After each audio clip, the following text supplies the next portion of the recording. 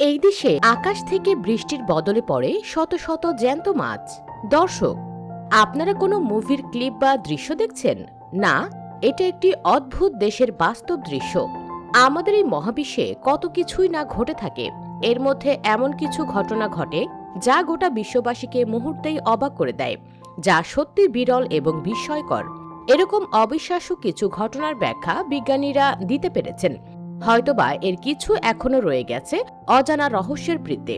তেমনই এক অদ্ভুত রহস্য এই দেশের মাছ বৃষ্টি।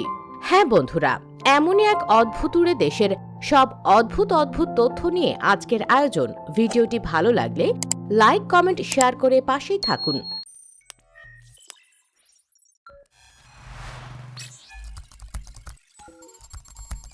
মধ্য আমেরিকার একটি প্রজাতান্ত্রিক রাষ্ট্র এটি। দেশটি সেন্ট্রাল আমেরিকায় দ্বিতীয়তম সবচেয়ে বড় দেশ। দেশটির প্রায় 50% জনগণই দারিদ্র্য সীমার নিচে বসবাস করেন। বিশ্বের সবচেয়ে ঋণগ্রস্ত দেশের একটি। পৃথিবীর সবচেয়ে বেশি মানুষ খুন হয় এখানে। পৃথিবীর একমাত্র দেশ যেখানে ঘরের মধ্যেও সিগারেট খাওয়া নিষিদ্ধ।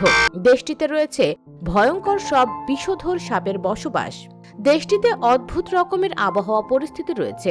এই অভিজ্ঞতা অর্জন করে আসছেন দেশটির ইউরো শহরের বাসিন্দারা। দেশটির ইউরো এলাকায় বছরে দুবার আকাশ থেকে ঝরে পড়ে শত শত মাছ। মায়া সভ্যতার অন্যতম কেন্দ্রবিন্দু হিসেবে বিখ্যাত এই দেশটি কয়েক দশক ধরে মানুষের বিস্ময়ের কারণ হয়ে দাঁড়িয়েছে। প্রায় 100 বছর ধরে পানির বদলে মাছের বৃষ্টি, এও কি সম্ভব? আরো অদ্ভুত বিষয় হলো এই ইউরো এলাকা সমুদ্র থেকে অনেক দূরে। তবে এই ঘটনা এই এলাকায় মোটেও নতুন নয়। 1800 সাল থেকে প্রত্যেক বছর মে থেকে জুন মাসের মধ্যে এমনটা হয়ে থাকে। এই অদ্ভুত ঘটনাকে স্মরণ করে 1998 সাল থেকে শুরু হয় ইউরোবাসীদের একটি বিশেষ উৎসব, লুভিয়া দি পিসেস। স্প্যানিশ এই শব্দটির অর্থ হলো মাছের বৃষ্টি। প্রত্যেক বছরে মে থেকে জুন মাসের মধ্যে এখানে তীব্র গতিতে ঝড় ও বৃষ্টি হয়। ঝড়ের তীব্র গতিবেগের জন্যই শত শত মাছ রাস্তায় আছড়ে পড়ে। নানা রকম মাছে ভরে যায় রাস্তা। এদিনে বৃষ্টিপাতের সাথে আসা মাছগুলোকে শহরবাসী রান্না করে খায়, সবাই মিলে আনন্দ করে। স্থানীয় প্রশাসনের পক্ষ থেকে ওই সময় রীতিমতো লোক নামিয়ে রাস্তাঘাট পরিষ্কার করাতে হয়। স্থানীয় লোকজন এই পরিস্থিতির উপর ভিত্তি করে বিভিন্ন অনুষ্ঠানের আয়োজন করে। সেই সময়ে ইউরো অত্যন্ত দরিদ্র পীড়িত শহর হওয়ায় এই মাছ বৃষ্টি তাদের কাছে আশীর্বাদ স্বরূপ। প্রতি বছর ইউরোবাসী মাছ বৃষ্টির জন্য অধীর আগ্রহে অপেক্ষা করে। 1800 শতকের মাঝামাঝি কোনো এক বছরের মে কিংবা জুন মাসে ইউরো শহরে প্রচন্ড ঝড় হয়। ভারী বৃষ্টিপাত আর বজ্রের গর্জনে লণ্ডভণ্ড হয়ে যায় সব। ঝড় থেমে যাবার পর শহরের লোকজন রাস্তায় বের হয়ে ভারী অদ্ভুত একটি দৃশ্য দেখতে পায়। জলজ্যান্ত মাছ রাস্তায় লাফালাফি করছে, তাও একটি দুটি নয়, শত শত। সেই থেকে শুরু। এরপর থেকে প্রতি বছর অন্তত একবার করে ইউরো শহরে হতে থাকে আজবে মাছের বৃষ্টি। প্রথম দিকে সবাই ভাবত বৃষ্টির তোড়ে আশেপাশের জলাশয় থেকে বুঝি মাছেরা ভেসে রাস্তায় চলে আসে। কিন্তু এক সময় লোকে চাক্ষুষ দেখতে পায় আকাশ থেকে বৃষ্টির ফোঁটার মতন শত শত মাছ পড়ছে। কিন্তু মাছ বৃষ্টির মতো এত অদ্ভুত একটা ব্যাপারের পেছনে আসল কারণটা কি? প্রতি বছর এমন নিয়ম করেই বা ঘটে কেন?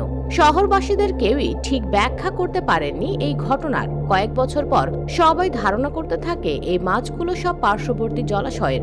ভারী বর্ষণের কারণে এরা জলাশয় ছেড়ে ওপরে উঠে আসে। কিন্তু বিষয়টি এমন নয়। কেউ কেউ মাছগুলোকে দেখে শনাক্ত করে যে এগুলো তাদের এলাকার মাছ নয়। তারা এই ধরনের মাছের খোঁজ কখনোই কাছে পিঠে কোনো জলাশয়ে পায়নি। মানুষের মনের মধ্যে আবারও অলৌকিকতার ব্যাখ্যা স্থান পেতে থাকে। জানা যায় 1970 সালে ন্যাশনাল জিওগ্রাফিক বিজ্ঞানীদের একটি দল ইউরোর এই মাছ বর্ষণের ঘটনা একেবারে চাক্ষুষ দেখে।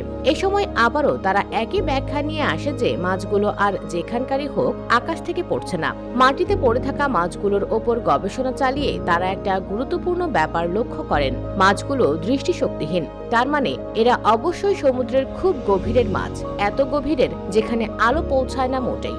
এরপর এই ঘটনার ব্যাখ্যা দেওয়াটা বেশ সহজ হয়ে যায়।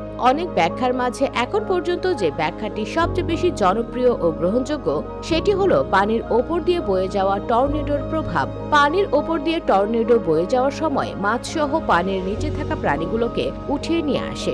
মাঝে মাঝে পানি থেকে অন্য জায়গায় গিয়ে পড়ে ব্যাঙ, মাছ কিংবা অন্যান্য জলজ প্রাণী। সে অনুযায়ী হন্ডুরাসের ইউরো এলাকার মাছগুলো এসেছে সাগর থেকে। পাশে আছে আটলান্টিক মহাসাগর, যা ওই এলাকা থেকে 125 মাইল দূরে। তবে ইউরোতে অবশ্য বৈজ্ঞানিক ব্যাখ্যার চেয়ে ধর্মীয় ব্যাখ্যাটাই লোকে বেশি মানে। ওই অঞ্চলের বহু মানুষের বিশ্বাস এক দেবতার আশীর্বাদে এই ধরনের ঘটনা ঘটেছে। 19 শতকের মাঝামাঝি সময়ে খ্রিস্টান যাজক হোসে সুবিরানা হন্ডুরাসে যান। ওই সময়ে হন্ডুরাসের বেশিরভাগ মানুষ অত্যন্ত অনটন আর দারিদ্র্যের মধ্যে দিন কাটাতেন। তাদের দুর্দশা দূর করার জন্য ঈশ্বরের কাছে প্রার্থনা করেন তিনি। হোসে সুবিরানার প্রার্থনার পর থেকেই দারিদ্র্যের কষ্ট দূর করতে সৃষ্টিকর্তা আকাশ থেকে মাছের বৃষ্টি দেন বলে বিশ্বাস করতে শুরু করেন ওই অঞ্চলের মানুষজন।